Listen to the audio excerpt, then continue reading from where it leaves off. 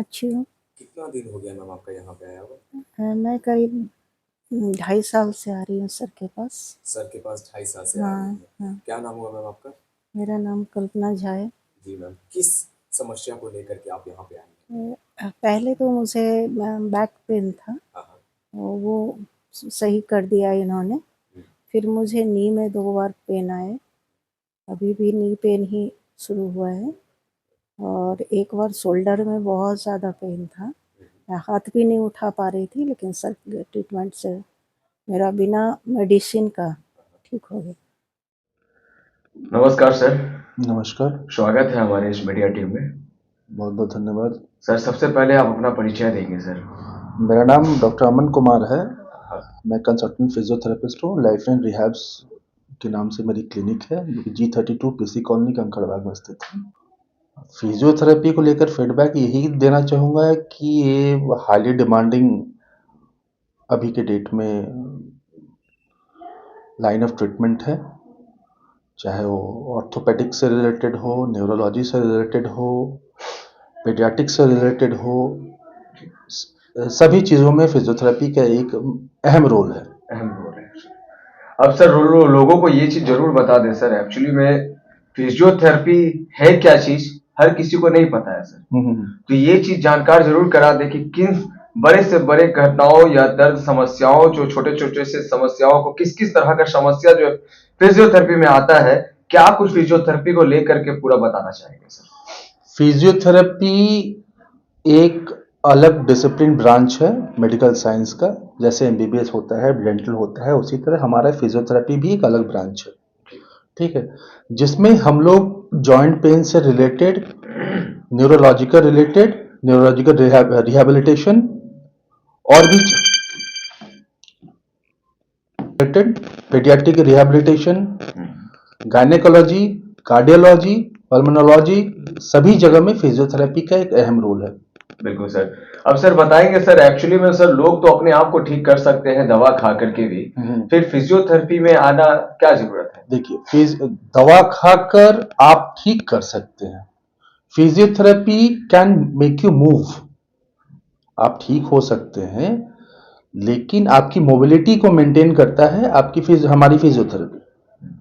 जैसे अभी ठंड का मौसम है, ठंड के मौसम में मोस्टली आपको हर घर में, हर दूसरे तीसरे घर में लोगों को शिकायत होगी knee pain, shoulder pain, back pain, blah blah ब्ला।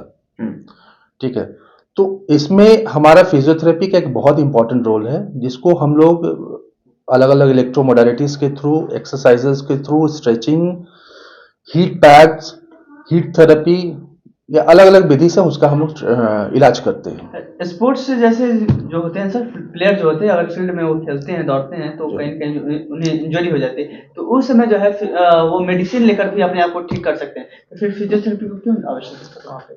स्पोर्ट्स में आप मेडिसिन लेकर एक लिमिट टाइम इंटरवल तक, आप स्पोर्ट्स में आप मेडिसिन से, जो आप बात कर रहे हैं, आप सिर्फ एक पेन को रिलीज कर सकते हैं, लेकिन आपकी मूवमेंट, आपकी मोबिलिटी, आपकी स्ट्रेंथ, आपके स्टेमिना, वो मेंटेन करेगा आपके फिजियोथेरेपी। ऐसे चाहे कोई भी स्पोर्ट्स हो, हमारा क्रिकेट हो, फुटबॉल हो, बैडमिंटन हो, कबड्डी हो, जो भी हो, हर टीम के साथ एक हमारा फिजियोथेरेपिस्ट कहीं ना कहीं काम कर रहा होता है। जी सर, न्यूरोलॉजी है क्या चीज सर? आखिर न्यूरोलॉजी में फिजियोथेरेपी का किस तरह का रोल है? न्यूरोलॉजी जैसे कि नाम से ही ये संबंधित है कि हमारे शरीर के नर्व से रिलेटेड जो भी बीमारियां होती हैं, उसमें हमारा जैसे कि पार्किंसन हो गया, अल्जाइमर हो गया, बैक पेन में जैसे शियाटिका हो गया, नर्व इंप्रेशन वगैरह कंप्रेस होते हैं, उन सब चीज़ों से रिलेटेड, कुल मिला के नस से रिलेटेड जो भी बीमारी होती है न्यूरोलॉजी में। सर एक्चुअली में घरों में लोग बोलते हैं कि घुटनों में दर्द अगर हो रहा है तो मालिश से तेल जो भी कर ले, अपने तरीके से घरेलू उपचार करते हैं। तो क्या लगता है कि वो घरेलू उपचार जो कर रहे हैं वो सही कर रहे हैं या फिर फिजियोथेरेपी से जरूरी है मिलना?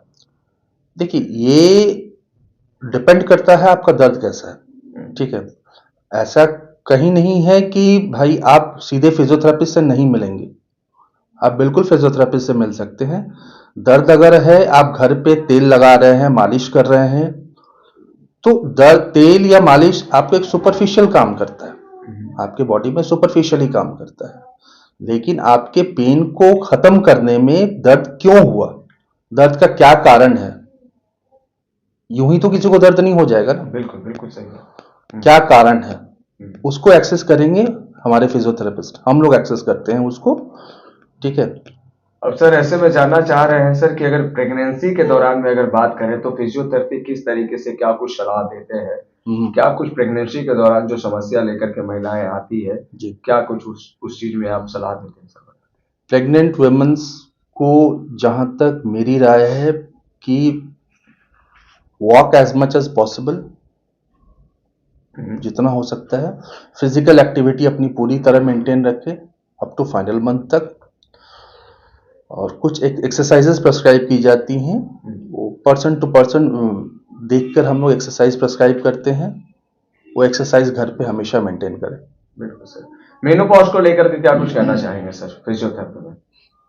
एक कॉमन नॉर्मल फेज है फीमेल का, पोस्ट मेनोपॉजल में भी एक ड्रास्टिक चेंज आता है फीमेल्स में, उसको रिगेन करने में भी फिजियोथेरेपी का एक बड़ा अहम रोल है।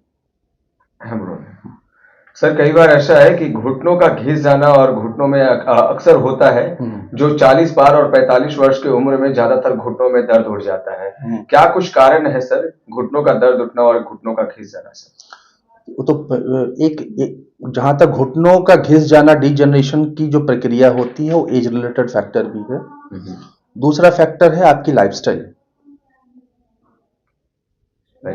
हमारे देश में कितने लोग हैं जो कि ढंग की लाइफस्टाइल मेंटेन करते हैं, संभव नहीं हो पाता है उनके लिए लाइफस्टाइल मेंटेन करना।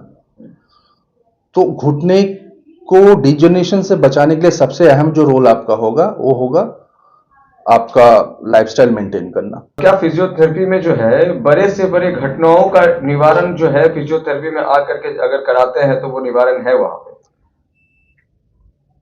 बड़े से बड़े रोगों का, समस्याओं का जो है, मतलब हर तरह का, डायबिटीज हो गया, कोलेस्ट्रॉल का हो गया, बहुत सारे ऐसे ऐसे समस्याएं हैं। बिल्कुल है। लकवा हो गया, बिल्कुल है।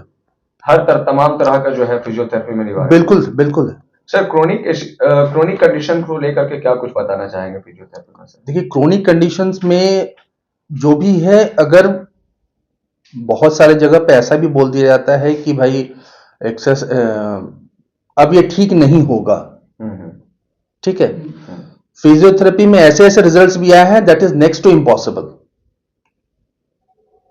तो मैं ये नहीं कहूंगा कि क्रोनिक कंडीशंस को फिजियोथेरेपी में ठीक नहीं किया जा सकता है। क्या कुछ है sir chronic condition? Chronic knee pain, chronic back pen,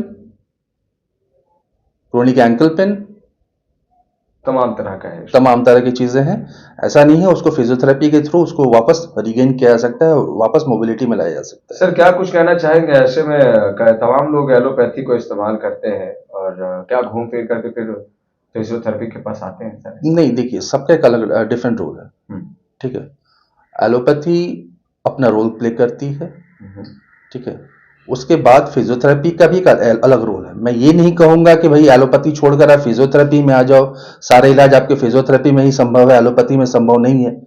ये मेरे हिसाब से ये कहना बिल्कुल गलत होगा। सबका एक अलग रोल है, सबका एक अहम रोल है।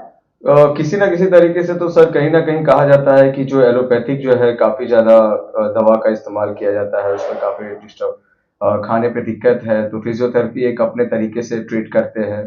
देखिए, फिजियोथेरेपी का एक लाइन ऑफ ट्रीटमेंट अलग होता है, लेकिन ये कह देना, जैसे कि आपने कहा कि भाई एलोपैथी छोड़कर फिजियोथेरेपी में आ जाए, ये कह देना बिकॉज कि कुछ चीजें ऐसी हैं जहां मेडिसिन चलेंगी ही चलेंगी, मरीज को दवाइयां खानी ही पड़ेंगी, ठीक है। जरूरत पड़ती है हम भी दवाइयां एडवाइस कर देते हैं कि भाई आप कैल्शियम लेकर खा लो, विटामिन डी लेकर खा लो, लेकिन आप अपने डॉक्टर से पहले सलाह ले लो। जिस तरीके से देखा जाता है सर कि अगर कोई पेशेंट जो है एलोपैथी की ओर जाते हैं और वहां पर जो है उन्हें खाने के लिए परहेज किया जाता है, वही पेशेंट अगर फिजियोथेरेपी में आते हैं तो क्या उन्हें भी खाने के लिए परहेज किया जाता है या फिर एडवाइस दिया जाता है? बिल्कुल एडवाइस किया जाएगा। क्या कुछ मतलब रहता है सर, किस तरह का खाने को प्रोवाइड करते हैं फिजियोथेरेपी? अब सपोज अगर बैक पेन पेशेंट है, ओवरवेट पेशेंट है, तो उसको हम एडवाइस करते हैं कि भाई अपनी ओबेसिटी कम कीजिए, वजन कम करना जरूरी है। ओवरवेट पेशेंट जो भी रहते हैं उनका हर दूसरे तीसरे पेशेंट का ये कॉमन कंप्लेन है कि उनको बैक पेन होना ही होना है या हो ही रहा है। तो उसका एक प्रमुख रीजन ये भी देखा जाता है कि उनको बैक पेन हो रहा है, सर ठंड में ओबेसिव है वो। ठंड में किस तरह की समस्याओं को लेकर के आपके पास ज्यादा लोग आ रहे हैं सर? ज्यादा मोस्ट ऑफ द केसेस अभी आ रहे हैं आर्थराइटिस के, नी pain, shoulder pen. Shoulder pen. अब सर क्या कुछ